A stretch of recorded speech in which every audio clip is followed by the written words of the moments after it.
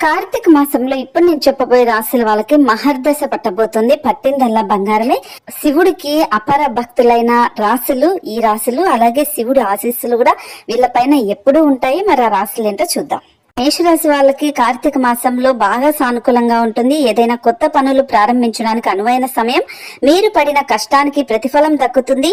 భక్తితో నిత్య స్నానం, దీపారాధన చేస్తే ఆర్థికంగా బాగా కలిసి వస్తుంది. కుటుంబంలో ఆనందం పెరుగుతుంది. కొత్త కొత్త అవకాశాలు కూడా మీకు తలుపు తడతాయి. ఇక వృషభ రాశి వాళ్ళకు కూడా కార్తీక మాసంలో బాగా కలిసి వస్తుంది. శాంతి, స్థిరత్వం పెరుగుతుంది.